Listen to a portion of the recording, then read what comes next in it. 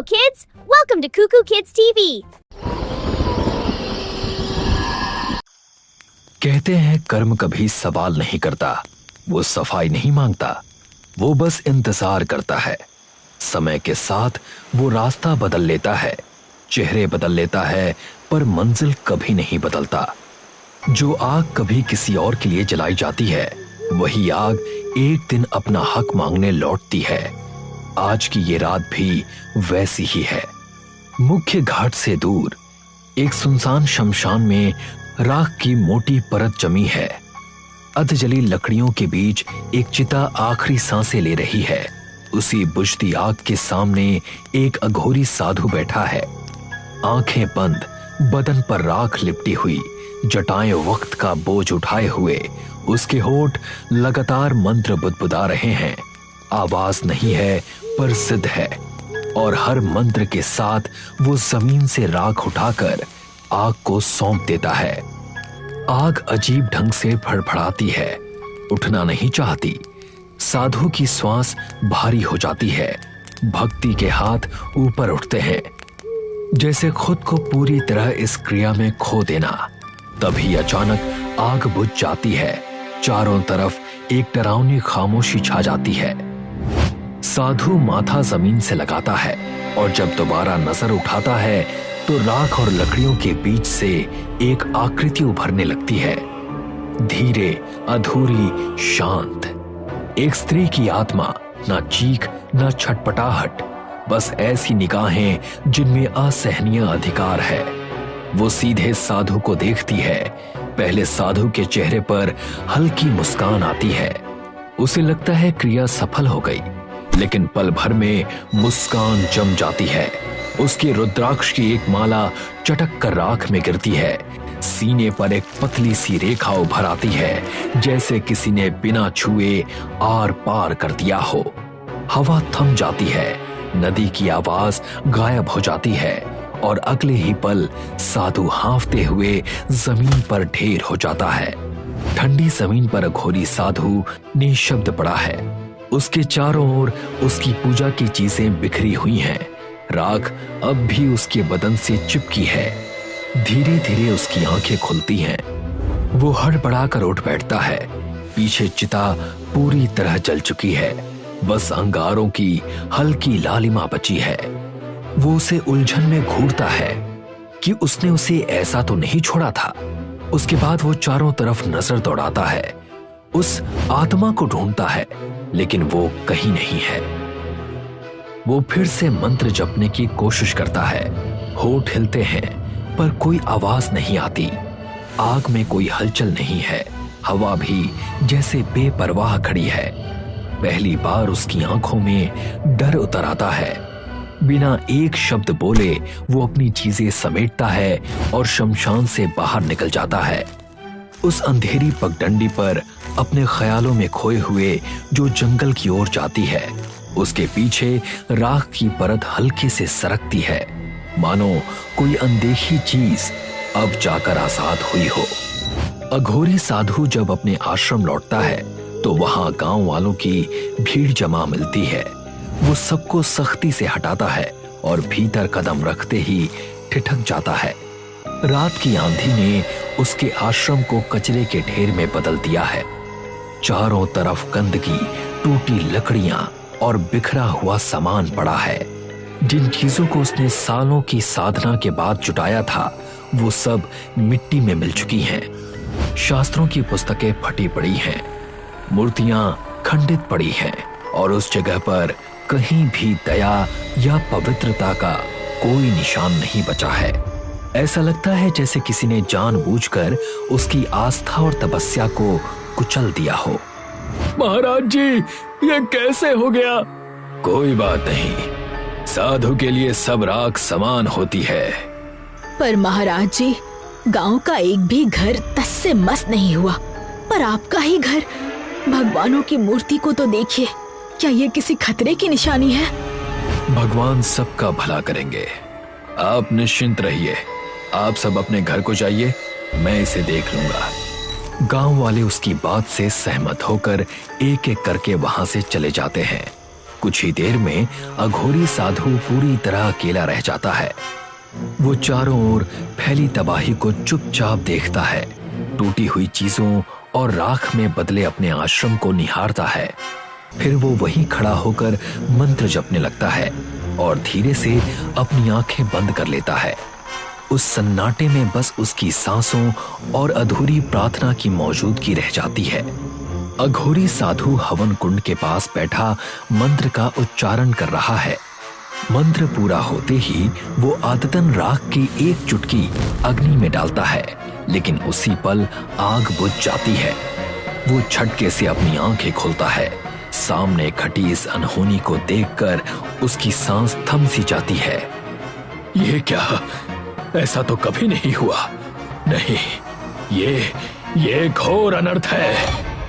जिस वक्त वो इस बात पर सोच में डूबा होता है, उसी वक्त उसे एक बच्ची की हंसी सुनाई देती है।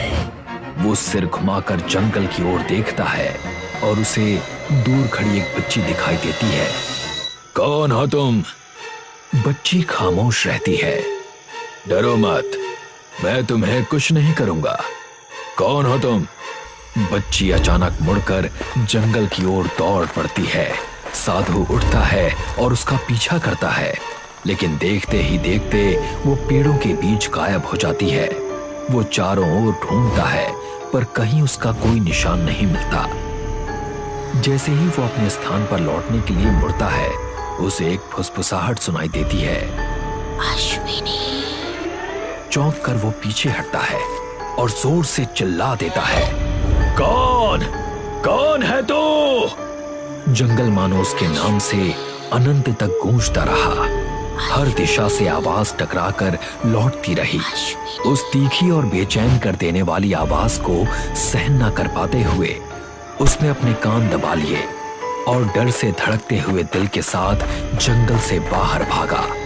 अघोरी साधु अंतिम संस्कार के घाट पहुंचता है और उसकी नजर उस लकड़ी के बोर्ड पर पड़ती है, जिस पर हाल ही में उसी जगह पर दाह संस्कार किए गए लोगों के नाम लिखे हैं।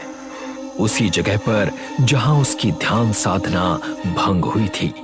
जैसे ही वो नामों को पढ़ता है, उसे एहसास होता है कि जिस शव को वो जगा रहा था वो एक किन्नर थी, नाम अपराजिता।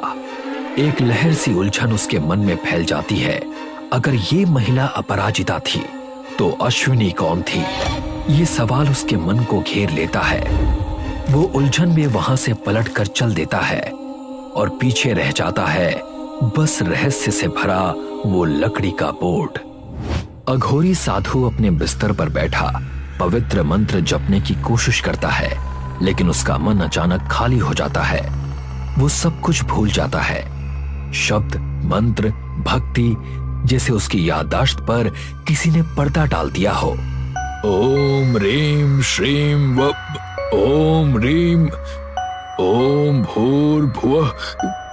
उसकी आंखें अचानक खुल जाती हैं, तेज और चौड़ी हो जाती हैं, और उसे तुरंत एहसास हो जाता है कि कुछ शुरू हो चुका है। डर उसकी आंखों में उतर आया, गला सूखने लगा। वो खड़ा होने की कोशिश करता है। वो मिट्टी के घड़े से पानी लेने जाता है, लेकिन चौंक कर देखता है कि घड़ा वहां से गायब है। इधर उधर तड़पते हुए, ढूंढते हुए उसके हाथ कुछ पुराने शास्त्रों और भूले बिसरे अवशेषों से टकराते हैं, जिसे वो अपने घर की सफाई करते समय नजरअंदाज कर चुका था। वो शास्त्र निकालता है और पढ़ना शुरू करता है। जैसे ही वो पन्नों को ध्यान से देखता है, गांव से उसका शिष्य सतीश दरवाजे पर प्रकट होता है। महाराज जी। आओ सतीश, आज यहाँ कैसे आना हुआ? बस यहाँ से गुजर रहा था तो सोचा मिलता चलूं। चलो, अच्छा किया। और बताओ, कैसा चल रहा है सब कुछ? सब अच्छा चल रहा है महाराज जी। गांव में एक छोटा सा कार्यक्रम रखा है मैंने। अगर आप वहां आएंगे तो मुझे बहुत अच्छा लगेगा। बिल्कुल। किस चीज का कार्यक्रम है? बस मेरी छोटी बहन की शादी तय हो गई है, तो उसी खुशी में आप जरूर आकर अपना आशीर्वाद दीजिएगा। हम अवश्य आएंगे। सतीश सिर हिलाकर सहमति जताता है और चुपचाप वहां से चला जाता है। शास्त्र वहीं पड़े रह जाते हैं। अघोरी साधु सचिन की बहन के समारोह में बैठा था, जहां गांव वाले इकट्ठा होकर खुशियां मना रहे थे। वो भीड़ से अलग बैठा चुपचाप सब देख रहा था। मंच पर एक छोटी लड़की गाना गा रही थी। उसकी आवाज नाजुक लेकिन आकर्षक थी और साधु ध्यान से उसे देख रहा था। अचानक उसे अजीब महसूस हुआ। समारोह की हंसी खुशी की आवाजें जैसे दूर हो गई और चारों ओर अंधेरा उतर आया। चुप्पी में उसे हल्की ताली की आवाज सुनाई थी, अजीब तरह की, जैसे किन्नरों की ताली हो। उसकी आंखें फैल गई, दिल तेजी से धड़कने लगा और देखता है कि असल में ये गांव वाले हैं जो लड़की की प्रस्तुति पर ताली बजा रहे थे। थोड़ा सा डर उसके मन में बैठ गया था और वो तुरंत वहां से निकलना चाहता था।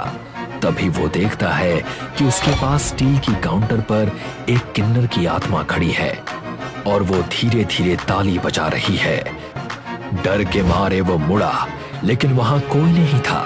जब वो फिर काउंटर की ओर देखता है तो इस बार आत्मा गायब हो चुकी थी। ये जानकर कि कुछ असामान्य हो रहा है, उसने देर नहीं की और वहां से भाग गया। डर अब उसकी सोच पर भारी हो गया था। साधु जंगल में दौड़ता रहा, उसका मन यादों की उलझन में घिरा हुआ था। तभी उसके सामने अचानक एक झलक के रूप में पुरानी यादें उभरने लगी। अश्विनी, जो एक किन्नरों के समूह द्वारा प्यार और मार्गदर्शन के साथ पाली गई थी, मंच पर खड़ी होकर अपनी सुरीली आवाज में गीत गा रही थी। वो गांव वालों को अंधविश्वास पर विश्वास न करने और सभी धर्मों का समान आदर करने की शिक्षा देती थी। आप लोगों को ऐसे ही अंधविश्वास को बढ़ावा नहीं देना चाहिए। भगवान सबके होते हैं, उनके लिए हम सबकी आराधना बराबर है। साधु समाज उसकी प्रभावशाली उपस्थिति और जागरूकता से क्रोधित था। अश्विनी को डायन कहकर गांव वालों ने गहरी जंगल में खींच लिया। उसे जंजीरों में बांधकर साधुओं के घेरे के बीच बैठाया गया, जो मंत्रोच्चारण में व्यस्त थे। किन्नरों की मिन्नतें और अश्विनी की प्रार्थनाएं बेअसर रहीं। एक साधु ने बिना किसी दया के जलते हुए चंदन के टुकड़े से उसे आग के हवाले कर दिया। किन्नर क्रोध में तालियां बजाने लगती है, उसकी आवाज जंगल में गूंजती है और वो गांव वालों और साधुओं को श्राप देती है। तुम लोगों ने मेरी बच्ची की हत्या की है। ये किन्नर का श्राप इस गांव को निगल जाएगा, सब कुछ खत्म कर देगा। सतीश तनाव और चिंता में अपने पिता के पास गया और उन्हें पूरी बात समझाई। पापा, मंडप के बाहर एक बड़ा शॉर्ट सर्किट हो गया। जैसे ही उसके पिता उसकी ओर मुड़ते हैं और कुछ कहने ही वाले होते हैं कि तभी अचानक एक भयंकर विस्फोट पूरे क्षेत्र को एक ही दम में अपनी भयानक आग में घेर लेता है। साधु दूर से विस्फोट को देखता रहा, उसकी आंखों में आंसू भर आए। डर के मारे वो पलटकर भागने लगता है। तभी उसकी राह में अपराजिता की आत्मा प्रकट हो जाती है। उसे देखकर वो घुटनों पर गिर जाता है, कांपते हुए दया की भीख मांगने लगता है। श्यामा देवी, मुझसे बहुत बड़ी भूल हो गई। हमने जो किया वो गलत था। हम इस हत्या के प्रायश्चित के लिए तैयार हैं। अपराजिता की आत्मा शांत हो गई। उसके चेहरे पर जीत की हल्की मुस्कान उभर आई। अपने हाथ उठाकर उसने साधु को हवा में उठा लिया और उसे उसी जगह की ओर खींचा जहां अपराजिता का अंतिम संस्कार हुआ था। जैसे ही वो बेबस हवा में खींचा जा रहा था, उसके शरीर से रुद्राक्ष की माला की मोतियां एक एक करके गिरने लगी। अंतिम रुद्राक्ष की माला शमशान के द्वार के ठीक सामने आ गिरी। एक भयानक ताकत के साथ अपराजिता ने उसे हवा में फेंक दिया और वो साधु सीधे उसी जगह पर गिरा जहां उसका दाह संस्कार हुआ था। बाकी सभी किन्नर वहां एक घेरा बनाकर खड़े थे। उनमें से एक ने उसी चंदन की लकड़ी के टुकड़े को आग में जलते हुए आगे बढ़ाया। अपराजिता उसे साधु की ओर उठाती है और साधु कांपते हुए दया की भीख मांगता है। नहीं, नहीं, मुझे माफ कर दो। नहीं। अपराजिता जलती हुई अग्नि साधु पर गिरा देती है और वो पूरी तरह जल उठता है। उसके चीखते स्वर हवा में गूंजते हैं और अचानक उस दृश्य के साथ जुड़ जाते हैं जिसमें बेरहमी से उन्होंने अश्विनी को जलाया था। कुकू किड्स को लाइक करो, सब्सक्राइब करो